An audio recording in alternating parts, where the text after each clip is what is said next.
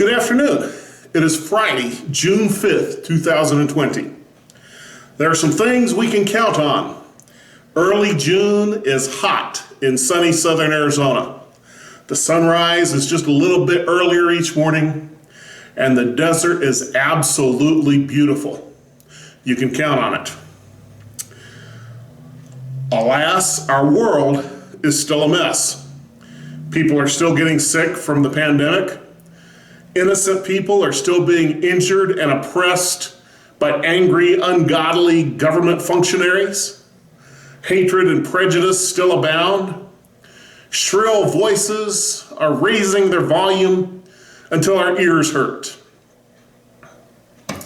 Wow. But you know what? Jesus knew all about oppressive government structures and their agents of oppression. He literally had nails hammered into his hands and feet by an oppressive government system full of prejudice against his race and religion. That doesn't diminish the very real heartache and loss of today's victims and the families of today's victims. It just reminds us that maybe Jesus understands your plight better than I ever could. One of the best known stories that Jesus told is the story of the Good Samaritan. Here it is from Luke's Gospel, Luke chapter 10, verses 30 to 37, from the New Living Translation, second edition.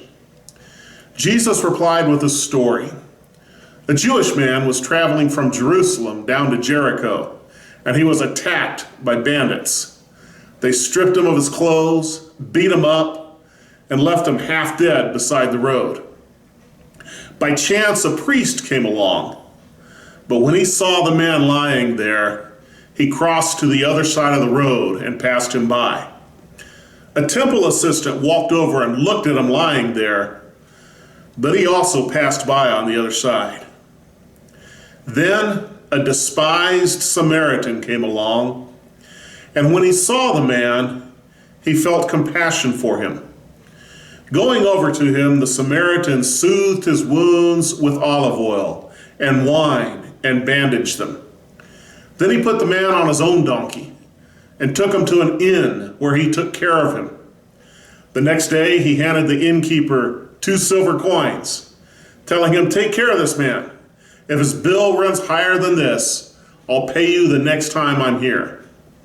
Now, which of these 3 would you say it was a neighbor to the man who was attacked by bandits? Jesus asked.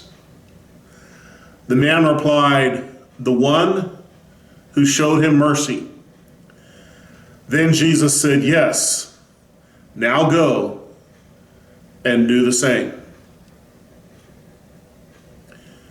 First, an uncaring, unconcerned priest. Then an uninvolved, can't get my hands dirty Levite crossed the road to ignore the hurt man.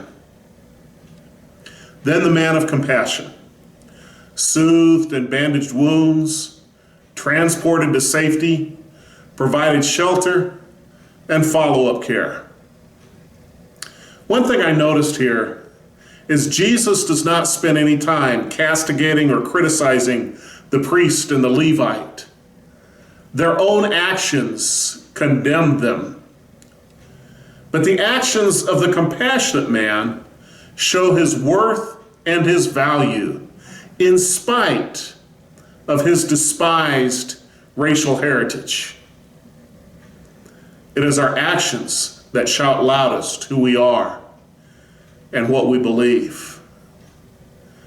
Jesus' actions of going to the cross and dying for us showed God's love in an unfathomable way.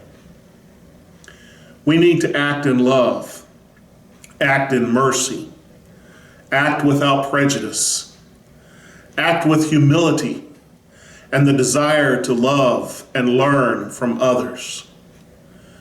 We need to be a good neighbor to all who hurt. This week, be the person God wants you to be, and our world will be better for it. God bless you. Cut.